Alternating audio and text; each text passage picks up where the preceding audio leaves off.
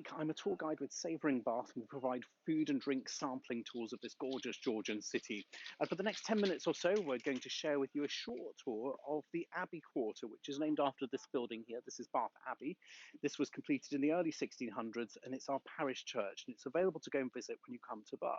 But the reason why we're sharing this area with you is because of the building across the way from us here. This is the entrance to the Roman Baths Museum, which is our biggest visitor attraction in the city. It's where you'll see the remains of one of the best preserved Roman spas in Europe and one of our 3 natural thermal springs.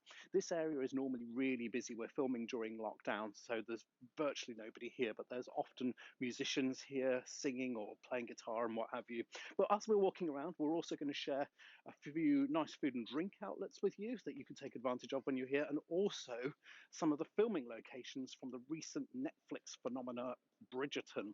Now, this is one of our first food and drink outlets that we'll share. This is called Mjolk. These guys opened at the end of last year. It's a Scandinavian cafe. They're serving coffee, which they're brewing with Clifton at the moment, which is from Bristol.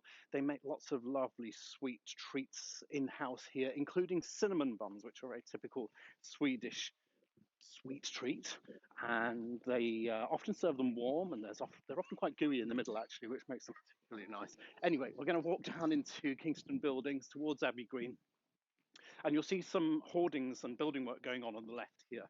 That's because the Bath Abbey has actually been going through a massive building project over the last 3 or 4 years. And they're opening up lots of the spaces underneath the building for visitor access, including an area which is going to have some interpretation on the history of the building, so like a museum. But there'll also be lots of other visitor facilities when you come back, because all this will have gone within the next few months and it will all be open. You'll also be able to climb to the top of the tower again for great views across Bath. But over here we have the terrace of the Roman Baths.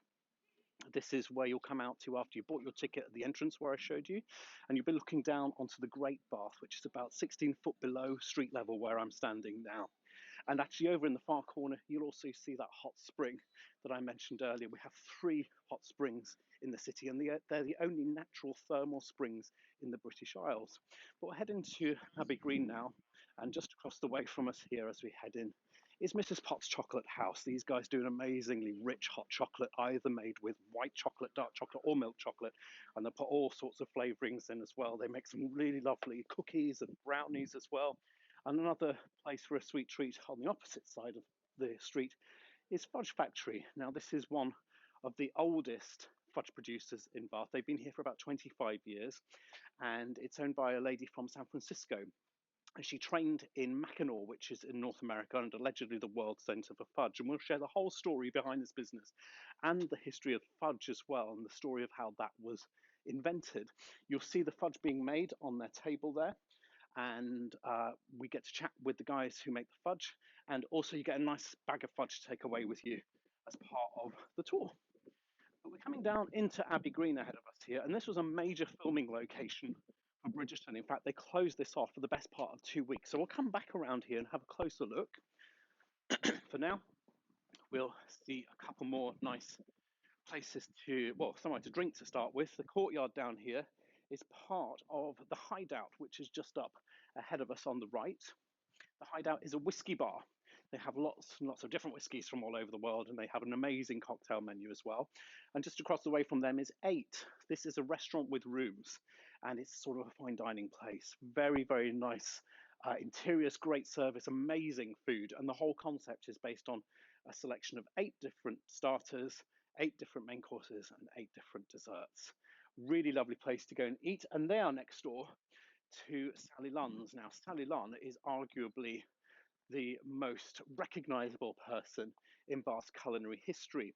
She was here allegedly in the 1600s, and she came from France, if you believe the story, and she brought with her her recipe for a light brioche, about so big. And today we serve them in the shop. We cut them in half and toast them and top them either with a sweet spread or with savory toppings. And we'll share the whole story with you on our tours. And you even get to sample some Sally Lunn's buns. We're heading down Galloway Buildings now here. And most of this is from the early 19th century. But actually, this whole area was originally built up in the 1600s. And it was intended as a fairly upmarket development.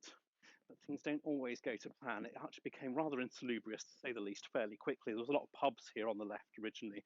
Now they're mostly, well, commercial properties. There's some residential, including some self-catering accommodation, visitor accommodation. But we're heading down one of these little footpaths here. There's lots of passageways between buildings in Bath, hidden away. And actually, over on the left of this one would have been the city wall. The city was walled twice, actually, once in the Roman period and again in the medieval period. There's not much left of the city walls today, certainly not that you'd see at street level, but this brings us back to the bottom of Abbey Green. And just underneath the archway here on the left is the Colombian Company. These guys are a coffee shop. They serve coffee from Finca Simeona, which is in northern Colombia. They do a lovely espresso. And in fact, this shop doubled as the Horse and Hop pub in episode 5 of Bridgerton. And there's a scene when Simon, one of the main protagonists, is caught raucously drunk, lying in the gutter here and singing. And his friend Will comes around the corner and sort of sorts him out and picks him up. And Simon gets up and shouts through this door, which is open. And he calls to the fiddlers to play another ditty or something. Anyway, more Bridgerton locations coming up. Firstly, this enormous tree in the middle of the square always attracts a lot of attention and questions. We think it dates from the late 18th century. It's a plane tree. It's actually out of leaf at the moment because we're filming in winter, but this will come into leaf within the next 2-3 months. Actually, the ground underneath the tree was stabilized. There was a big project about 3 or 4 years ago because they were having some problems with the roots. And it stands opposite the Crystal Palace pub. This is a Fuller's brewery pub. Fuller's are a brewery based in London. So they serve a lot of the Fuller's ales and beers, but they also serve a lot of very nice local ciders. Of course, we're in Somerset, and Somerset is apple producing county or cider producing county.